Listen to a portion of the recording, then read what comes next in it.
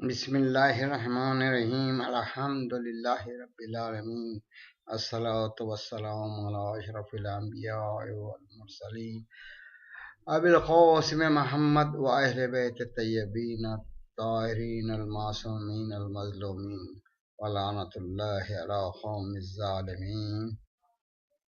السلام علیکم۔ آج میں ایسے افراد کا ذکر کروں گا جو ہیں وہ بتاتے نہیں، جو نہیں ہیں وہ بتاتے ہیں، اور یہ اتفاق سے وہ منبر رسول یعنی عزا خانوں میں ذاکری کے لیے منبروں کا استعمال کرتے ہیں۔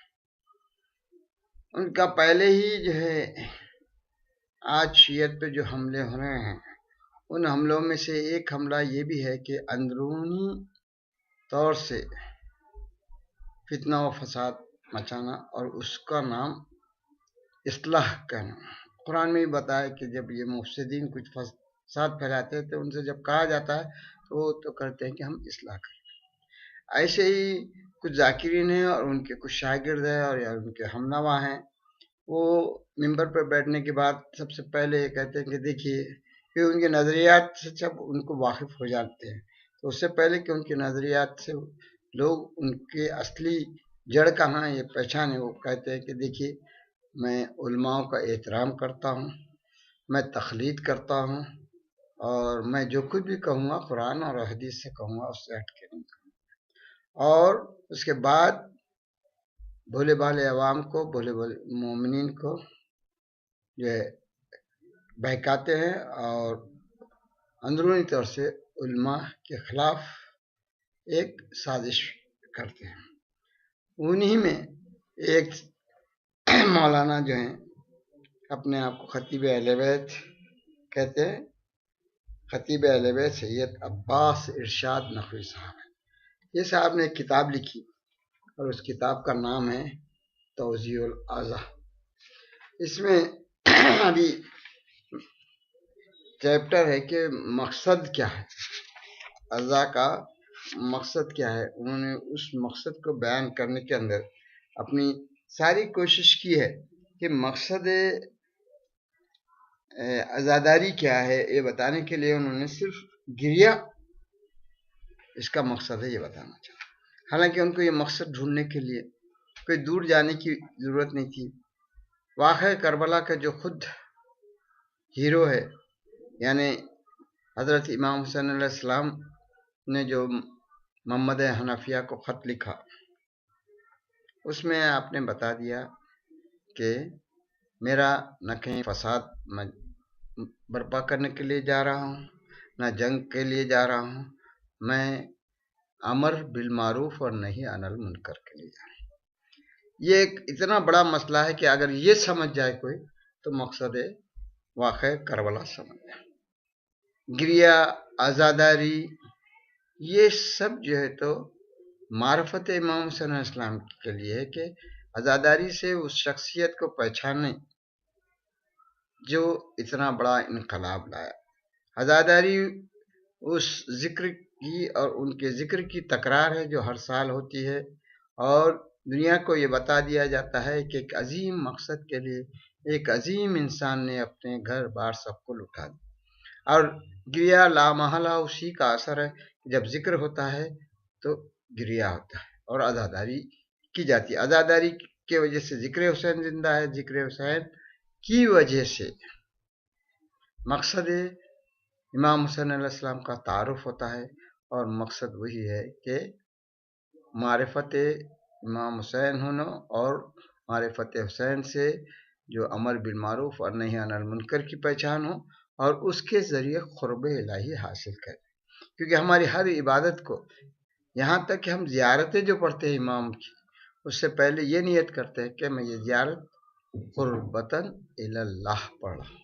یعنی زیارت کے ذریعے بھی، امام حسین علیہ السلام کی زیارت کے ذریعے بھی ہم اللہ کی قربت ہی حاصل کرتے ہیں، اور اللہ کی قربت حاصل کرنا جو تو واقع کربلا کا جو ہے مقصد ہے، اور اسی क्रिया मकसद है ये बताना, और ये कहना कि भाई फरिश्ते गिरिया करे, आसमान गिरिया किया, ये सब जवाज गिरिया है, ये मकसद वाक़ई करबला नहीं।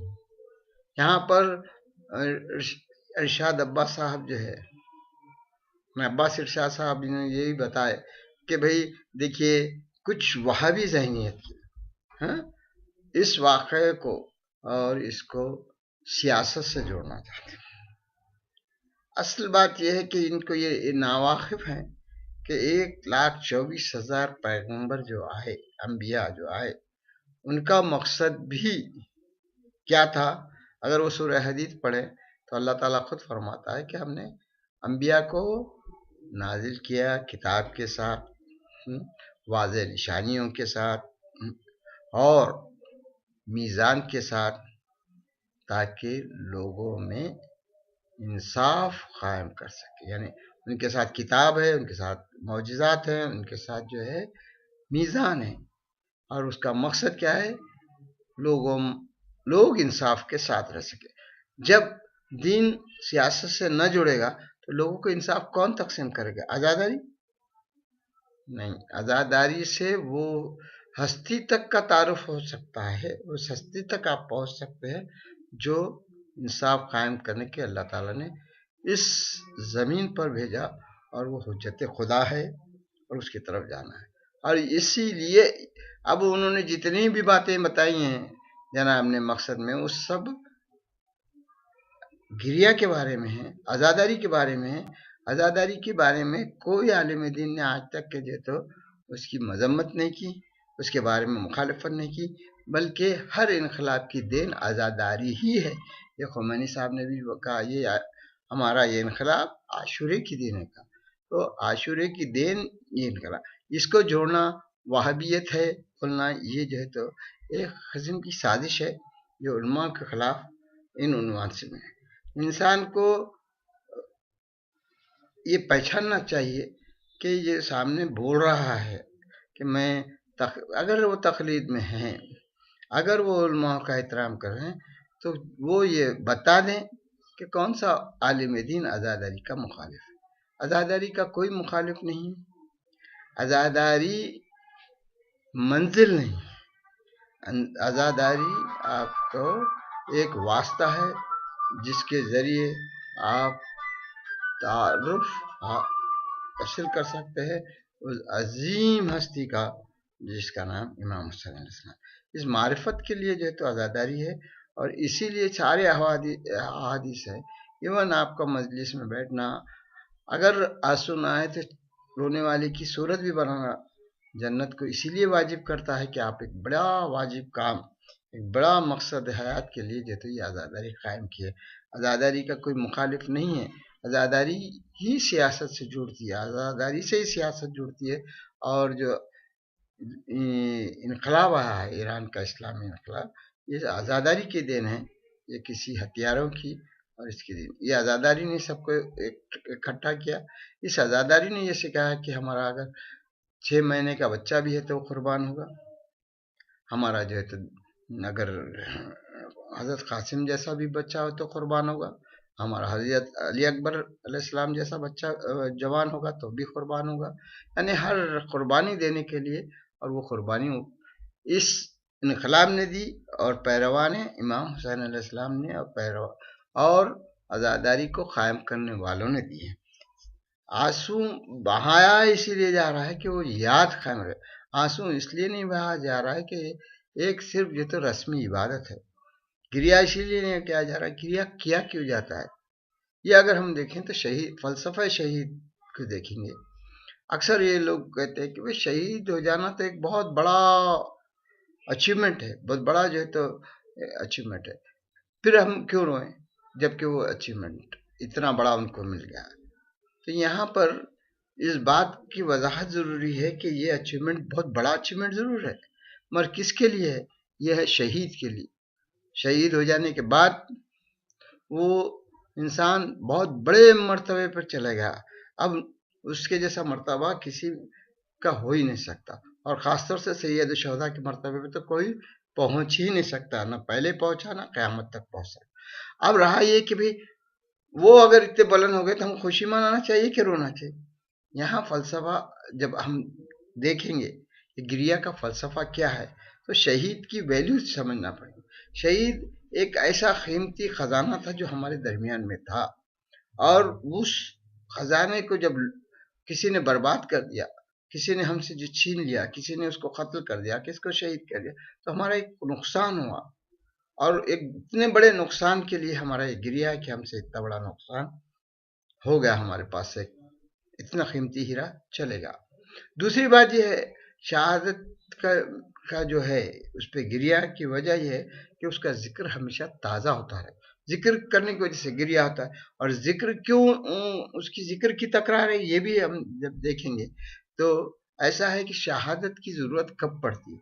جب معاشرہ اتنا بسترین ہو جاتا ہے کہ اس کو سوائے شہید کی خون کے معاشرے کو درست نہیں کر سکتا. کیوں کہ عسکری طاقت اس کے پاس اتنی نہیں رہ سکتی کہ طاغوت جس کے ساتھ بہت بڑا جو ہے تو فوجی اور ملکی اور دنیاوی طاقت ہے اس سے ٹکرا، تو وہ اپنے خون سے جو ہے تو اس کو ٹکر لیتا ہے.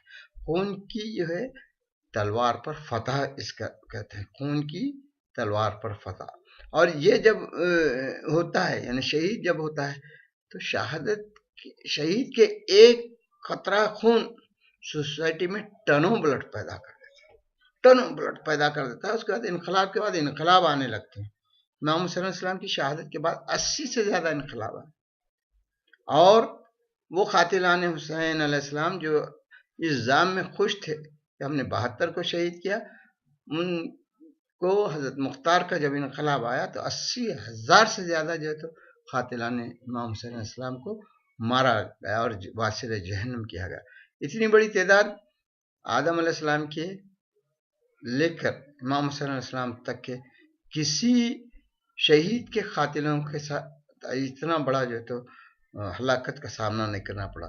صرف حضرت یحییٰ کی شہادت کے بعد ان کے قاتلوں کو اسی طرح سے اللہ تعالیٰ نے جو تو خیر نازل کیا جیسا حضرت مختار کے ذریعے امام حسین علیہ السلام کے قاتلوں کے اوپر. تو یہ انقلاب امام حسین علیہ السلام کی شہادت سے ایسے انقلاب، اور 80 انقلابات آئے ایک کے بعد ایک، اور انقلابات آتے رہے ہیں.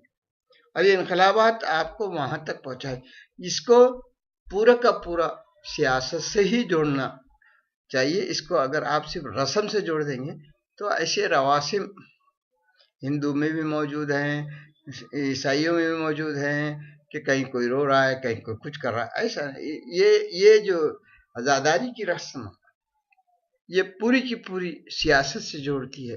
سیاست سے قیادت ملتی ہے، قیادت سے جو ہے تو انصاف ملتا ہے. یہ سب ایک کے بعد ایک ہونے والی جو ہے پروسیس ہے، اور اس پروسیس کو ہوتے رہنا ہے یہاں تک کہ ہمارا جو تو یہ انقلابی قافلہ ہمارے امام علیہ السلام کے ظہور تک پہنچے. اور اس کے لیے کوئی یہ کہے کہ بھئی یہ وہابیت ہے، وہابیت میں کہیں بھی جو سیاست سے جوڑا ہوا نہیں ہے. وہابیت اپنے نظریے کو جبراً جو ہے تو لوگوں پہ لاگو کرتی ہے. یہ جو ہے تو یہ مکارانہ سیاست سے اسلام کا تعلق نہیں. اسلام کا تعلق اس سیاست سے ہے جو حضرت علی اکبر علیہ السلام نے، حضرت مولا کائنات حضرت علی علیہ السلام نے اپنے 4.5 سالہ دور میں کی، اور حضور سرکار دو عالم صلی اللہ علیہ وآلہ وسلم نے اپنے دور میں کی. یہ اس سیاست سے اسلام جڑا ہوا ہے، اور اس سیاست کو لانا جس سے لوگوں میں حق کا بول بالا ہو اور ہر آدمی انصاف پا سکے. کیونکہ جو سورہ حدید کی آیت ہے اس میں یہی اللہ تعالیٰ فرماتا ہے تاکہ لوگ انصاف میں قائم ہو سکے، لوگوں میں انصاف. اس میں مذہب کی قید نہیں ہے، اس میں مومن کی قید نہیں، مسلمان کی. جو بھی عوام رہیں گے جب دین اسلام کا جو ہے تو حکومت قائم ہو جائے گی تو سب کو انصاف ملے گا.